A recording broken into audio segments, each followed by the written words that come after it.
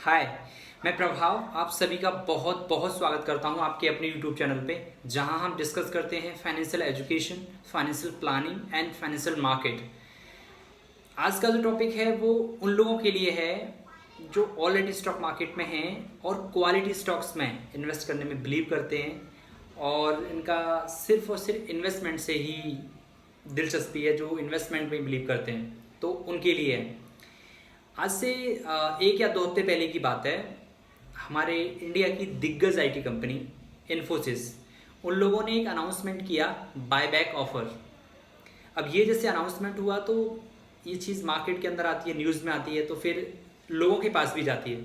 तो मेरे कुछ जानने वाले हैं या फिर मेरे क्लाइंट्स हैं, उनके पास भी ये मैसेज गया, तो उनका मुझे मैसेज आया, पर्सनल मैसेज आया, कॉल आया कि यार ये इन्फोसिस में क्या है। क्योंकि इन्फोसिस वालों ने तो एक चीज़ जो बोल दी वो तो न्यू इन्वेस्टर्स के लिए एक फंसाने वाली भी चीज़ बोल सकता हूँ मैं, कि वो उसमें ट्रैप ना हो जाए, वैसा भी कर दिया उन्होंने। तो इस वीडियो को देखने के बाद मैं आपको बता दूं, इतनी सारी चीज़ें क्लियर हो जाएंगी आपको बायबैक के लिए। अगर आप इन्वेस्टमेंट की दुनिया में आना चाहते हैं या फिर ऑलरेडी आ चुके हैं, इन्वेस्टमेंट में करते हैं, तो ये बहुत ज़रूरी है आपके लिए जानना। ये वीडियो में हम लोग जो डिस्कस करने वाले हैं, हम लोग क्या क्या कवर करेंगे इसमें। पहला, बायबैक क्या है, सबसे इम्पोर्टेंट कि बायबैक है क्या। दूसरा, ये टाइप्स क्या हैं, मतलब बायबैक कैसे कैसे होता है, बायबैक के टाइप्स क्या होंगे। तीसरा, कंपनी को ज़रूरत क्या है, मतलब कंपनी क्यों बायबैक लेके आना चाहती है। फोर्थ वन, आप एलिजिबल हैं कि नहीं, अगर बायबैक आया हुआ है तो उससे आपका क्या लेना देना है एज एन इन्वेस्टर। अगर आप इन्वेस्ट कर रहे हो, स्टॉक मार्केट में आपके इन्वेस्टमेंट हैं और किसी कंपनी के शेयर्स आपके पास हैं, तो उसके लिए आपका एलिजिबिलिटी क्राइटेरिया क्या है, आप एंटाइटल्ड हैं कि नहीं हैं। लास्ट जो है सबसे इम्पोर्टेंट, वो ये रहेगा कि उसकी डेट्स क्या होंगी, इंपॉर्टेंट डेट्स क्या होंगी। क्योंकि कई बार ऐसा होता है कि जैसे कंपनी अनाउंस किया तो लोगों को लगता है कि अब मैं कल ले लूँगा तो मेरे पास मैं एलिजिबल हो जाऊँगा, कोई बोलता है कि मेरे पास ऑलरेडी है मैं एलिजिबल हो जाऊँगा। तो वो सारे कन्फ्यूजन्स इसी वीडियो में आपके दूर हो जाएंगे और मैं ऐसी आपको गारंटी दे सकता हूँ, गारंटी के साथ बता सकता हूँ। ये वीडियो देखने के बाद बायबैक को लेके आपके अंदर एक भी कन्फ्यूजन नहीं रहेगा, कैसा भी कन्फ्यूजन नहीं रहेगा। इनफैक्ट जो इन्फोसिस में काफ़ी लोगों को कन्फ्यूजन भी हुआ, वो कन्फ्यूजन भी आपको दूर हो जाएगा क्या है। तो चलिए हम लोग स्टार्ट करते हैं कि बायबैक क्या है। देखिए, इसके नाम से पता चल रहा है आपको कि कंपनी अपने खुद के शेयर्स जो मार्केट में अवेलेबल हैं ट्रेड के लिए या बेचने के लिए या खरीदने के लिए, उनको खुद बाई करना चाहती है। किसी भी चीज़ को मैं बाई बैक कर रहा हूँ, मेरी ही चीज़ थी उसको मैं बैक ले रहा हूँ लेकिन खरीद के, तो सिंपल सी बात है, उसका मतलब हो गया बाई बैक। कंपनी खुद की शेयर बाई करती है, उसको हम बाई बैक बोलते हैं। वो किससे बाई करती है, वो मार्केट पे डिपेंड करता है कि मार्केट में रिटेल इन्वेस्टर से ले रही है, फिर HNI से ले रही है, FPI से ले रही है, किससे ले रही है, वो कंपनी का लुकआउट है। लेकिन वो बाई बैक लेके आ रही है और वो कंपनी अपने खुद के शेयर खरीद रही है। उम्मीद करता हूँ क्लियर हुआ होगा कि बायबैक क्या है। कंपनी खुद के ही शेयर खुद ही खरीद रही है, उसको ही हम लोग बाई बैक बोलते हैं। बायबैक के टाइप्स क्या हैं, वो बहुत इंपॉर्टेंट है। एक नया इन्वेस्टर यहीं पे आके फंस जाता है और मेरा जो ये वीडियो बनाने का जो रीज़न है वो इसीलिए है क्योंकि इन्फोसिस में ऐसा ही हुआ है। इन्फोसिस ने बोला कि हम लोग बायबैक लेके आ रहे हैं 1750 रुपये पे। उन्होंने ये बिल्कुल भी नहीं बताया कि 1750 रुपये पे अगर आप लेके आ रहे हो, एक नए इन्वेस्टर को नहीं पता कि ओपन मार्केट क्या है और टेंडर मार्केट क्या है, तो उसको नहीं पता है। तो उसमें लोग जो रिटेल इन्वेस्टर है उसमें फंस जाता है, खास तौर पे नया इन्वेस्टर। तो आप इस चीज़ को ध्यान से देखिए और ध्यान से समझिए कि अगर आप इन्वेस्टर हैं तो आप ध्यान से देखिए, अदरवाइज आपका मन। देखिए, जो दूसरा जो पॉइंट हम लोग कवर करने वाले हैं वो है कि बायबैक होता कितने प्रकार का है। ये दो प्रकार का होता है, दो टाइप का होता है। पहला होता है टेंडर मार्केट और दूसरा होता है ओपन मार्केट। अब ये टेंडर मार्केट क्या है, टेंडर मार्केट का मतलब ये होता है कि कंपनी ने जो भी प्राइस ऑफर किया, एग्जांपल के लिए इन्फोसिस को भी पकड़ लेता हूँ कि इन्फोसिस का अभी करंट प्राइस चल रहा है 1330 रुपये। इन्फोसिस ने बोला कि हम लोग बायबैक लेके आ रहे हैं 1550 का या 1750 का ही पकड़ लेते हैं। अगर उन्होंने ये बोला था कि हम टेंडर मार्केट लेके आ रहे हैं, तो वो लोग क्या करते कि आप जो भी जिसके पास भी शेयर्स हैं पर्टिकुलर डेट को, जो भी डेट वो अनाउंस करेंगे, तो आप चाहे मार्केट प्राइस कुछ भी चल रहा हो वो आपसे 1750 रुपये का लेंगे, अगर आपने उनको बायबैक में अगर आपने पार्टिसिपेट किया है तो। इसको बोलते हैं टेंडर मार्केट। दूसरा क्या होता है, जो इसको ये लेके आए हैं, जिसमें कि रिटेल इन्वेस्टर या नया इन्वेस्टर फंस जाएगा या फंस जाता है, वो लेके आए हैं open market and open market. अब ओपन मार्केट का क्या मतलब है? ओपन मार्केट का मतलब ये है कि उन लोगों ने पहले ही प्लान कर लिया है कि मेरा जो शेयर्स खरीदने का टारगेट है वो ये है। एग्जाम्पल के लिए कि उनको 1 करोड़ शेयर्स खरीदने हैं इन्फोसिस वालों को खुद के लिए, तो वो क्या कर रहे हैं कि मैं 1750 रुपये ओपन मार्केट पे खरीदूंगा। वो मेरा अपर है, अपर लेवल है, मेरा जो अपर जो बेंच मार्क है कि मैं 1750 से ऊपर नहीं जाऊँगा, 1750 के अंदर ही रहूँगा। तो इसका मतलब क्या हुआ कि उनकी जो दी हुई डेट है उसके अंदर अगर उनको मार्केट से ही 1400 रुपये का या 1500 रुपये का मिल गया तो भाई वो आपसे 1750 रुपये का क्यों खरीदेंगे? तो जो न्यू इन्वेस्टर हैं या फिर जो नए लोग हैं वो खास ख्याल रखें कि अगर आपके पास उन्होंने बोला है कि मैं ओपन मार्केट से 1750 पे ले रहा हूँ, तो आप अपने दिमाग से ये चीज़ निकाल दीजिए कि आप 1300 रुपये का आप आज खरीदेंगे तो 1750 का आपसे ले लेंगे।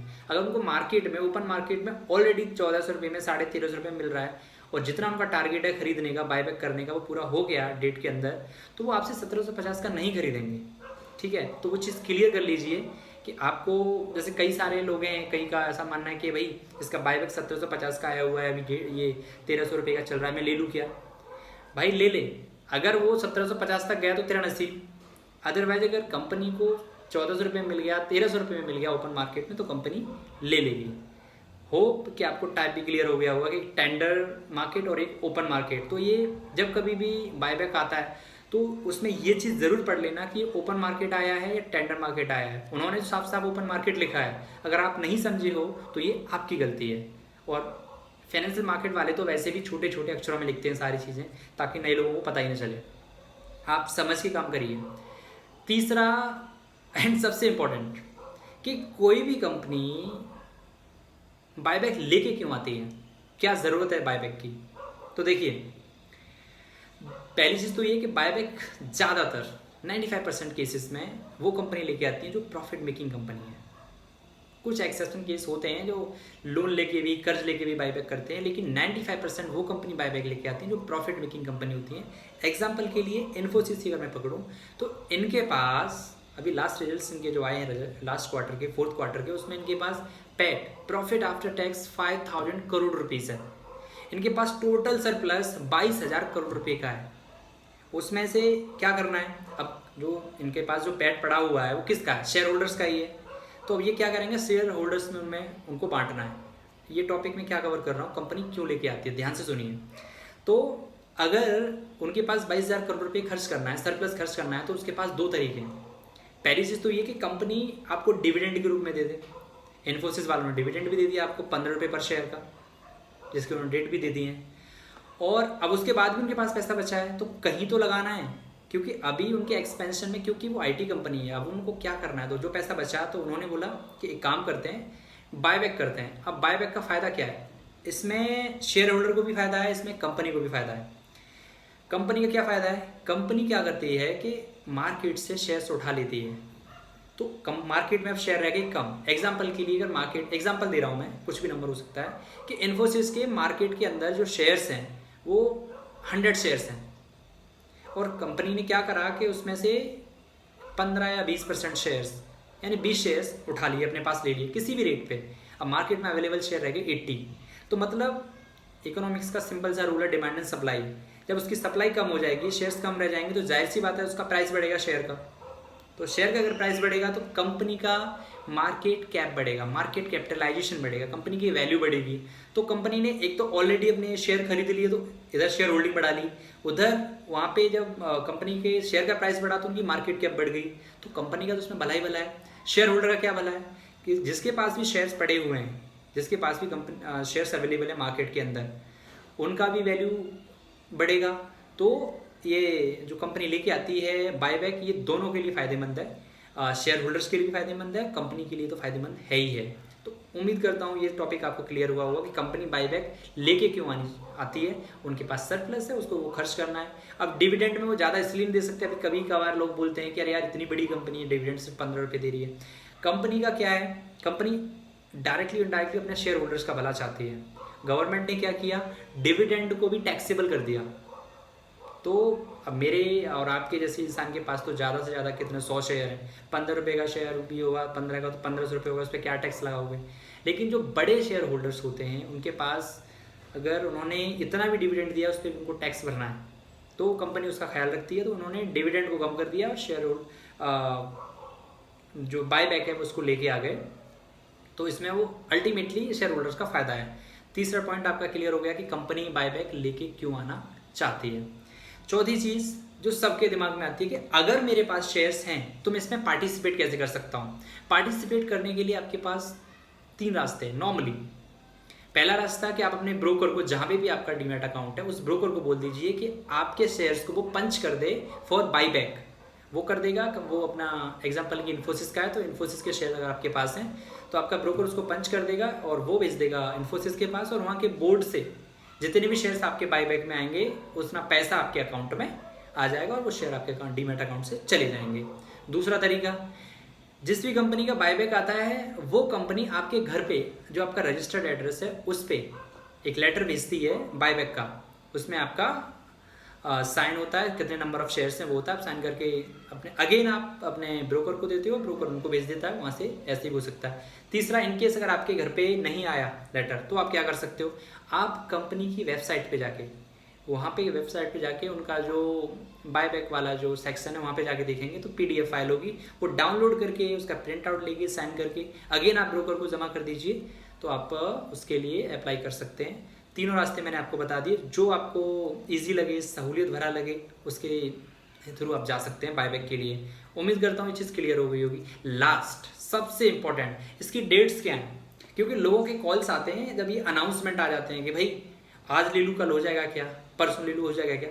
आराम से हो जाएगा भाई, क्योंकि कोई भी कंपनी जब बाईबैक ऑफर करती है ना, मेरे ख्याल से जब उनको डेट देनी हो तो उससे 10-15 दिन पहले, 1 महीने पहले कर देते हैं। अभी इन्फोसिस ने बाईबैक अनाउंस किया लेकिन डेट्स उन्होंने अभी डाले भी नहीं कि कब से कब तक का डेट है। इसमें देखिए 2 डेटें होती है बहुत इंपॉर्टेंट। एक होती है रिकॉर्ड डेट, रिकॉर्ड डेट और ये सारी चीज़ के बारे में भी मैं कभी आपसे डिस्कस करूंगा। एक होती है रिकॉर्ड डेट, मतलब रिकॉर्ड डेट का मतलब क्या है कि कंपनी ने जो रिकॉर्ड डेट दी है उस डेट को इन्फोसिस के शेयर आपके डीमैट अकाउंट में होने चाहिए तो आप एलिजिबल हैं। अब जैसे कि अगर उन्होंने रिकॉर्ड डेट दे दी आपकी, एग्जाम्पल के लिए 28 ऑफ मई को उन्होंने रिकॉर्ड डेट दी, तो अगर रिकॉर्ड डेट को 28 ऑफ मई को अगर आपके डीमैट अकाउंट में वो शेयर्स हैं तो आप एलिजिबल हैं। अब आप ये सोचो कि अगर मैं 28 को ही खरीदूँ तो क्या होगा। देखिए रिकॉर्ड डेट का मतलब क्या है, अगर आपने 28 को खरीदा तो आपके अकाउंट में, डीमैट अकाउंट में वो शेयर्स पहुंचेंगे 1 या 2 तारीख के आसपास, क्योंकि 29-30 के आसपास सैटरडे संडे है, तो 2 तारीख को आपके अकाउंट में पहुंचेंगे। तो याद रहे कि रिकॉर्ड डेट वो डेट है उस डेट को आपके अकाउंट में शेयर्स होने चाहिए तो आप एलिजिबल हैं। तो मैं ऐसी उम्मीद करता हूँ कि आपको बाईबैक के बारे में, बाईबैक के फ़ायदे क्या हैं, नुकसान क्या है, क्यों कंपनी लेके आना चाहती है, आप कैसे अप्लाई कर सकते हैं, आप एलिजिबल हैं कि नहीं है, ये सारी चीज़ें आपको क्लियर हो गई होंगी। और हाँ, एक चीज़ और मैं आपको बता दूँ, ये याद रखना कि आप रिटेल में आ रहे हो या फिर HNI में आ रहे हो जब आप अप्लाई कर रहे हो, तो क्योंकि रिटेल इन्वेस्टर जो होते हैं उनके लिए जो पोर्शन है वो अलग होता है बाईबैक का, और HNI होते हैं वो उनका अलग होता है। रिटेल इन्वेस्टर्स के लिए 2 लाख तक का कैप है, अगर 2 लाख रुपये तक के ही शेयर अगर आपके अकाउंट में हैं तो आप एलिजिबल हो। अगर 2 लाख से ऊपर के हैं तो आप रिटेल में एलिजिबल हो, लेकिन आप रिटेल में नहीं हो, फिर आप HNI वाले में चले जाते हो। तो इसका ख्याल रखिए कि आप किस कैटेगरी में अप्लाई कर रहे हो और उस पर्टिकुलर डेट में आपके अकाउंट में कितने रुपए तक के शेयर्स हैं, उस हिसाब से आप अप्लाई करिए। उम्मीद करता हूँ कि आपको बाईबैक के बारे में सारी डिटेल्स अच्छे से मिल गई होगी और क्लियर हुई होगी। अगर नहीं क्लियर हुई है, कुछ कन्फ्यूज़न है, तो आप कमेंट में आप मुझे बताइए, मैं उसको और क्लियर करने की कोशिश करूँगा। सो तब तक अपना ख्याल रखिए। Thank you.